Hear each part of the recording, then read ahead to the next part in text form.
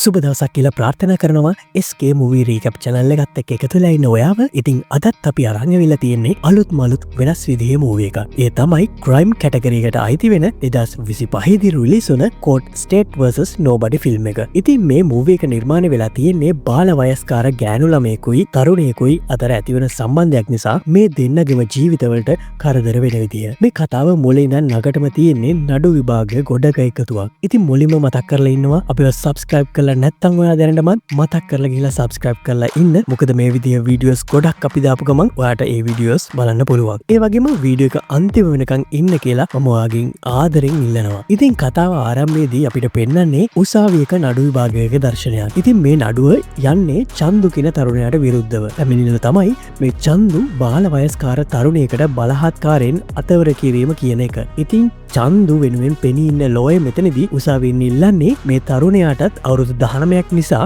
එයාගේ අනාගතය ගැන හිතලා දඬුවම ලිහිල් කරන්න කියලා. ඉතින් මේ කරුණු ගැන සැලකිල්ලට අරගෙන තමයි විනිසුරුතුමා නඩුව දවස් 4කට කල් දාන්නේ. ඒ වගේම එදාට අන්තිම තීන්දුව දෙනවා කියලා තමයි එයා කියන්නේ. ඉතින් නඩු වාරෙන් පස්සේ චන්දු ආපහු සිරකර කරනවා. ඉතින් චන්දුගේ යාළුවෝ දෙන්නා මේ වෙලාවේ කතා වෙන්නේ ලෝය කියන විදියට චන්දු අවුරුදු 14කටවත් අඩුම හිරේ ඉඳී කියලා. ඉතින් මේ වෙලාවේ තමයි එතනට එන ලෝය කෙනෙක් කියන්නේ ඔයාලගේ යාළුවගේ නඩුව ගොඩක් සංකීර්ණ නඩුවක් නිසා ලේසි වෙන්නේ නැහැ. හැබැයි මේ වගේ නඩුවක් අනිත් පැත්ත ගහපු කෙනෙක් ගැන මම අහලා තියෙනවා. එයා තමයි ලෝය මෝහන් රාහු කියලා. ඉතින් ඊට පස්සේ අපිට පෙන්නන්නේ මෝහන් රාහුගේ ඔෆිස් එක. කොහොම හරි චන්දුගේ යාළුවන්ට මේ ලෝයගේ ඇසිස්ටන්ට්ගේ නම්බර් එක හම්බ වෙනවා. ඉතින් මේ වෙලාවේ මෝහන්ගේ ඇසිස්ටන්ට් ඉන්නේ එයාගේ යාළුවෙක් එක්ක කතා කරන ගමන්. මේ ඇසිස්ටන්ට් තමයි තේජා. ඉතින් අපිට පේනවා මේ තේජා ඉන්නේ ලොකු ෂොක් එකකින්. මොකද තේජට ලෝය මෝහන් කිසිම නඩුවක් මේ වෙනකම් බාර දීලා නැහැ. මේ වෙලාවේ තමයි චන්දුගේ යාළුවා තේජට කතා කරලා මෝහන්ව හම්බ වෙන්න අපොයින්ට්මන්ට් එකක් දාගන්නේ. ඉතින් මෙතනදී තේජා කියන්නේ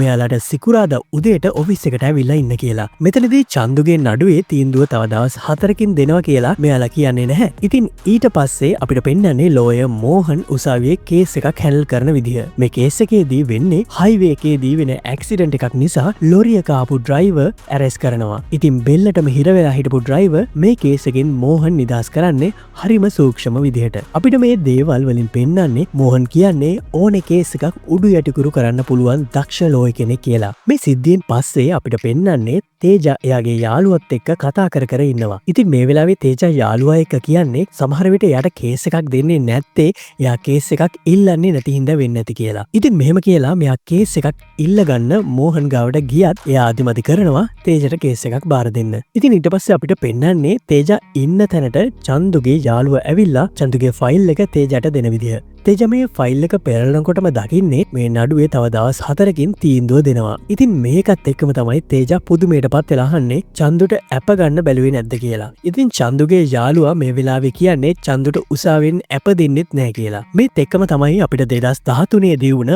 අනිත් සිද්ධියක් පෙන්නන්නේ. චන්දු කියන්නේ ගොඩක් දුප්පත් පවුලක පිරිමිනමෙක්. මේ දවසක් උදේ ගෙදර එන්නේ කලින් දවසේ රෑ යාළුවෙක්ගේ පාටියකට ගිහින් හොඳටම වෙරි වෙලා. ඒ වෙරි හිඳුනාට පස්සේ ඉතින් මේ වෙලාවේ මෙතනට එන චන්දුගේ තාත්තා හොඳටම චන්දුට බනිනවා. ඉතින් චන්දුත් තාත්තට බනින්න ගන්නේ ඔයාගේ වැඩක් බලාගන්න. මං මගේ වැඩ බලාගන්නම් කියලා. ඉතින් මේකෙන්න අපිට පේනවා චන්දු කියන්නේ ටිකක් හිතුවක්කාර ළමයෙක් කියලා. ඉතින් චන්දුගේ තාත්තා සිකියුරිටි කෙනෙක් විදියට ජොබ් එක කරනකොට අම්මා කරන්නේ මිනිසුන්ගේ ඇඳුම් අයන් කරලා කීයක් හරි හොයාගන්න එක. ඉතින් චන්දුට ඉස්කෝලේ යන වයසේ නංගි කෙනෙකුත් ඉන්නවා. ඔන්න චන්දු එදා උදේ ඇවිල්ලා නාන්න හදනකොට ෂැම්පෝ ඉවරලා නිසා ෂැම්පෝ එකක් ගන්න තමයි ළඟ තියෙන කඩේකට යන්නේ. ඉතින් මේ වෙලාවේ මෙතන ළඟ හොස්ටල් එකේ ඉන්න ගෑනු ළමයි වගේක් මේ කඩේ ගාවට ඇවිල්ලා කතා කර කර ඉන්නවා. මෙතන ඉන්න ජබිලි කියන ගෑනු ළමයා අනිත් අයට මේ ෂර්ට් එකක්වත් නැතුව ඉන්න චන්දුව පෙන්නලා අහන්නේ කවුද කියලා. මෙතන ඉන්නේ එක ගෑනු ළමයෙක් ජබිලිට උත්තරයක් දෙන්නේ මේ ඉන්නේ චන්දු. මම යව අඳුරනවා කියලා. ජබිලි මේ වෙලාවේ චන්දුගේ ෆෝන් නම්බර් එක අරගෙන චන්දුට කෝල් එකක් අරන් එක ඒවා කියනවා. චන්දු බයිට් එකට ගන්නවා. ඉතින් ඊට පස්සේ අපිට පෙන්නන්නේ ජබිලිගේ ගෙදර බර්ත්ඩේ පාටියක් තියෙනවා. මේ පාටියකට ජබිලිගේ මාමා වෙන මංගමුත්තු එනවා. මංගමුත්තු ගේ ඇතුළට එනකොටම දකින්නේ ගේ ඇතුළේ ඉඳන් ඉන බර්ත්ඩේ ගර්ල්.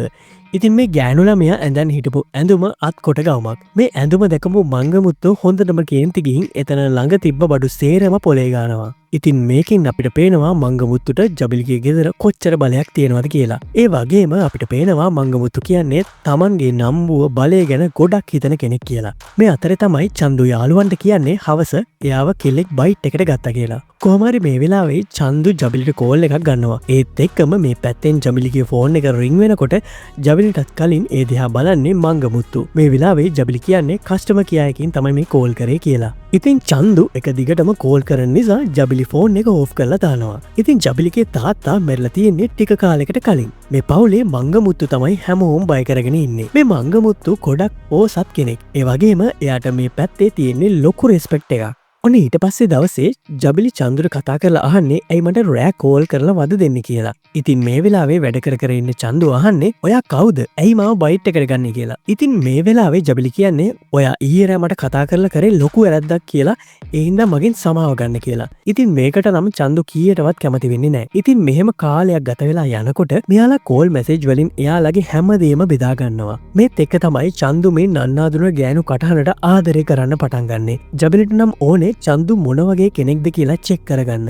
ඉතින් එක දවසක් චන්දුයාගේ යාළුවෝ සෙට් එකටම ෆිල්ම් එකක් බලන්න ටිකට් තරන් දෙනවා. ඉතින් මේ වෙලාවේ මේ ෆිල්ම් එක බලන්න ජබිලිත් එනවා. ජබිලි නම් බලන් ඉන්නේ චන්දු දිහා. චන්දුගේ හිනාව රැලි ගෙවුන කොන්නේ ජබිලිව පිස්සු වට්ටන්න වැඩි වෙලාවක් යන්නේ නැහැ. ඉතින් නිතරම මේ විදියට කෝල් අරන් චන්දුව පිස්සු වට්ටන කෙල්ල දැන් ඉන්නේ තමන්ගේ එහා පැත්තේ කියලා තාමත් එයා දන්නේ නැහැ. මේ අතරේ දවසක් මංගමුතුගේ දුවට එක පිරිමි ළමෙක් ලියුමක් දෙනවා. ඉතින් මේක මංගමුතුගේ ගෝලෙක් දකිනවා. ඔන්න එදා රෑම මේ පිරිමි ළමයාගේ ගෙදර පොලිසියෙන් ඇවිත් ගංජා වගේක් තියෙනවා කියලා හොයාගන්නවා. ඊට පස්සේ මේ ළමයාගේ තාත්තව පොලිසියෙන් ඇරෙස්ට් කරනවා. මෙයාලා උදව් ඉල්ලගෙන යන්නේ මංගමුතු ගාවට. ඔන්න ඊට පස්සේ තමයි එයාලා දැනගන්නේ මේක මංගමුතුගේ වැඩක් කියලා. මොකද එයාට ඕනේ උනේ එයාගේ දුවට ලියුම දීපු පිරිමි ළමයාගෙන් පලිගන්න.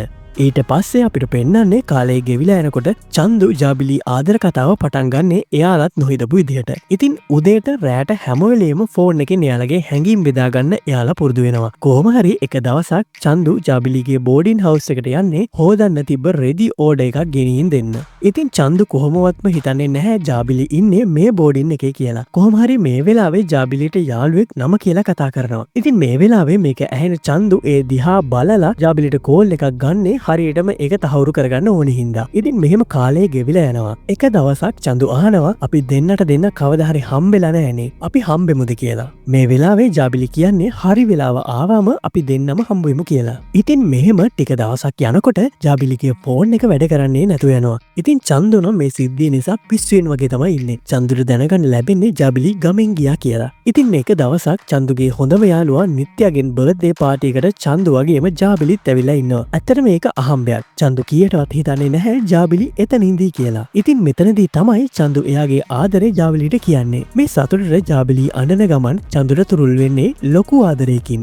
ඉතින් මේ විදියට දින සති මාස ගණන් මෙයාලා ගොඩක් ආදරෙන් ඉන්නවා. ඇත්තටම දැන් මෙයාලා ඉන්නේ ලස්සන කුරුළු ජෝඩුවක් වගේ ගොඩක් සැහැල්ලුවෙන්. තමන්ව ඇස් දෙක වගේ පරිස්සමින් බලාගන්න චන්දු වගේ කෙනෙක් ලැබුණු එකට ජාබිලි ඉන්නේ ගොඩාක් සතුටින්. චන්දුත් එහෙමයි. ඉතින් මේ අතරේ තමයි චන්දු ජාබිලිට එයාගේ ගෙදර එක්කගෙන ගිහින් අම්මට අඳුන්වලා දෙන්නේ. ඉතින් චන්දු කියන්නේ මේ ඉන්නේ මගෙත් එක්ක හැමදාම කෝල් එකෙන් කතා කරන ගෑනු ළමයා කියලා. චන්දුගේ අම්මා ජාබිලිව ගොඩක් ආදරෙන් පිළිගන්නවා. ඒ වගේම ජාබිලි ගැන චන්දුගේ තාත්තාට නොදැනෙන්න ඉන්න මෙයාලා ගොඩක් පරිස්සම් වෙනවා.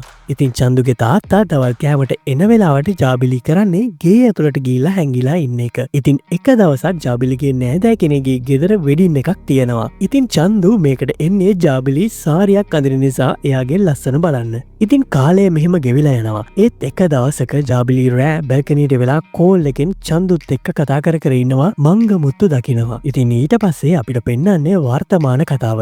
මෙතනදි තේජා ලෝය මෝහන්ට චන්දුගේ කේස් එකේ ෆයිල් එක දෙනවා. ඉතින් මේ වෙලාවේ ලෝය මෝහන් කියන්නේ තව දවස් 4කින් නඩු තීන්දුව දෙන නඩුවක් එයාට බාර ගන්න බැහැ කියලා. ඉතින් මේ වෙලාවේ තේජා ගොඩක් ෂොක් වෙනවා. මොකද එයා දන්නවා චන්දු මේ විදියට විඳවන්නේ එයා නොකරපු වැරද්දක් නිසා කියලා. ඒ වගේම චන්දුගේ යාළුවා ලෝය මෝහන් ගැන ලොකු විශ්වාසයකින් ඉන්නේ කියලත් එයා දන්නවා.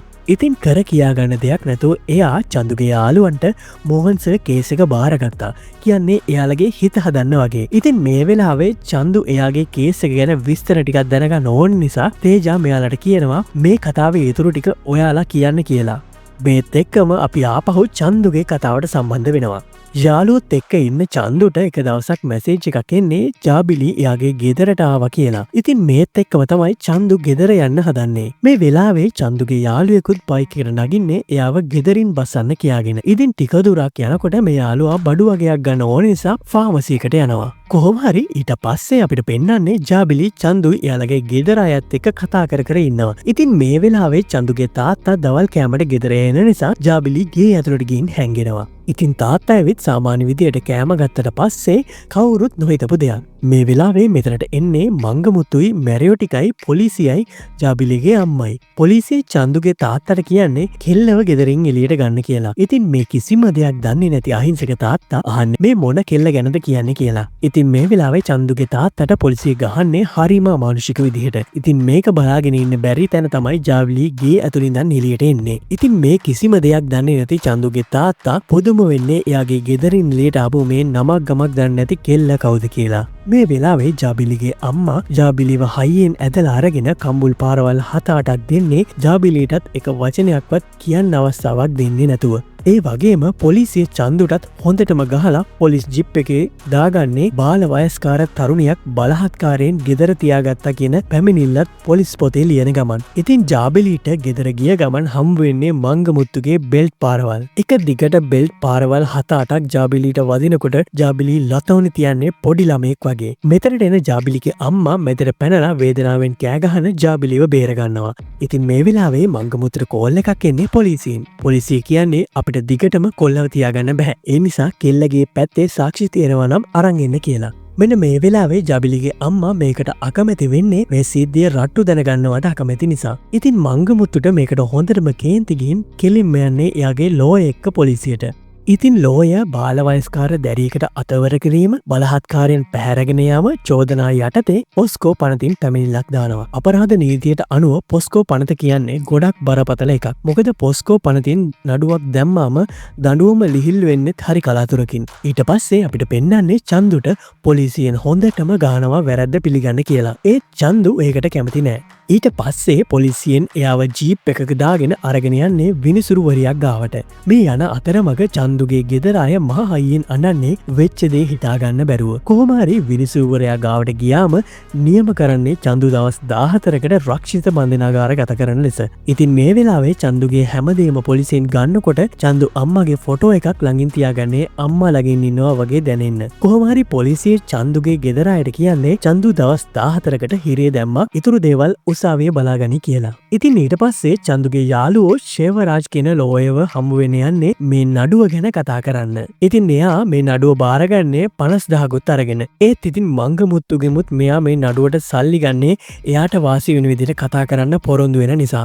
ඉතින් නඩු විභාගයේ ආරම්භයේදීම මංගමුත්තුගේ ලෝය උසාවියට ඉදිරිපත් කරන්නේ ජාබිලිගේ අම්මා චන්දුට විරුද්ධව දුන්න ලියුම.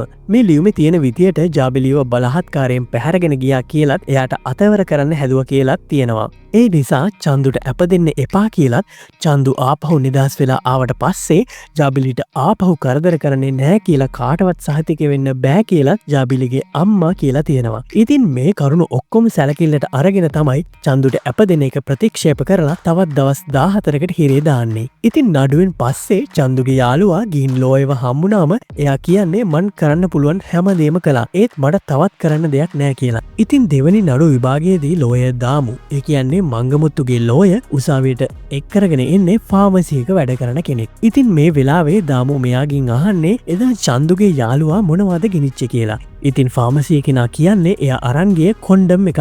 ඒ වගේම ඒක චන්දුට කියලාත් කිව්වා කියලා තමයි එයා කියන්නේ. ඉතින් දාමු මේ වෙලාවේ උසාවියට කියන්නේ කොන්ඩම් එකක් ගෙනියන්නේ ලිංගික අවශ්‍යතාවයකට විතරයි. ඒ නිසා චන්දු කියන්නේ ගෑනු ළමයින්ට අතවර කරන කෙනෙක් කියලා. ඉතින් දාමු කියන විදියට වැඩ කරන චන්දුගේ ලෝය මේ වෙලාවේ උසාවියෙන් ඉල්ලන්නේ ඇප ඉල්ලීම සලකා බලන්න කියලා විතරමයි. ඉතින් නඩුව තුන්වෙනි වතාවටත් කල් යනකොට දාමු ගෙන්න ගන්නේ ජාබිලිගේ අම්මාව.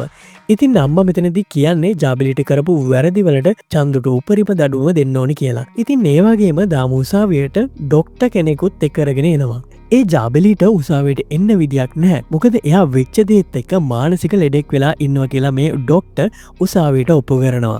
ඉතින් ඊට පස්සේ තියෙන නඩු විභාගයේදී විනිසුරුතුමා දෙපාර්ශවයෙන්ම අහන්නේ ඔයාලට ඔප්පු කරන්න තව දේවල් තියෙනවද කියලා. ඉතින් මෙතනදී දාමු කියන්නේ ජීවිතාන්තය දක්වා චන්දුට සිර දඬුවමක් දෙන්න ඕනේ කියලා. එතකොට චන්දුගේ ලෝය කියන්නේ චන්දුගේ වයස ගැනවත් හිතලා මේ දඬුවම ලිහිල් කරන්න කියලා. ඉතින් මේ නඩුව තමයි අපිට කතාවේ මුලින් පෙන්වන්නේ. මේ අතීත කතාවෙන් පස්සේ අපිට පෙන්වන්නේ තේජා මේ කේස් එක ගැන කල්පනා කරනවා. ඉතින් මේ වෙලාවේ තේජා තීරණය කරන්නේ චන්දු වෙනුවෙන් අන්තිම නඩු විභාගය කතා කරන්න ඉදිරිපත් වෙන්න. ඉතින් ඒ අනුව තමයි පහුවදා උදේ පාන්දරම තේජා චන්දුගේ අත්සන ඩොකියුමන්ට් වලට අරගෙන උසාවියත් පුදුම කරමින් නඩුව කතා කරන්න ඉදිරිපත් වෙන්නේ. ඉතින් මෙතනදී තේජා උසාවියෙන් ඉල්ලනවා නඩුවේ අන්තිම තීන්දුව දෙන්න තව නඩුව අර ටිකක් දෙන්න කියලා. මුලින්ම මේකට විනිසුරුතුමා අකමැති වුණත් පස්සේ මේකට කැමති වෙන්නේ තේජා ගේන තර්කවලට එරෙහිව එන්න බැරි නිසා. ඉතින් ඒ අනුව ඊළඟ නඩුවාරයේදී හැමෝම පුදුම කරමින් තේජා ප්‍රශ්න කරන්නේ ලෝය දාමුගෙන්. එයා අහනවා ඔයා අද බෝතලයකට පෙට්‍රෝල් ගන්න ගියා නේද කියලා. ඒ ෂෙඩ් එක ගිනි ගත්තා නේද කියලා. ඉතින් මේ වෙලාවේ දාමු කියන්නේ මං ෂෙඩ් එකට ගියා තමයි. හැබැයි මං ගිනි තිබ්බ එකට සම්බන්ධ නැහැ කියලා. ඉතින් එතකොට තමයි මෙතෙන්ට තේජා ගෙන්න ගන්නේ එදා ෆාමසියට ගිය චන්දුගේ යාළුවාව. මෙතනදී යා කියන්නේ එයා විහිළුවට චන්දුට කොණ්ඩම් එකක් දුන්නා. චන්දු ඒක ගත්තේ නෑ. මටත් ගහලා කේන්තින් යන්න ගියා කියලා.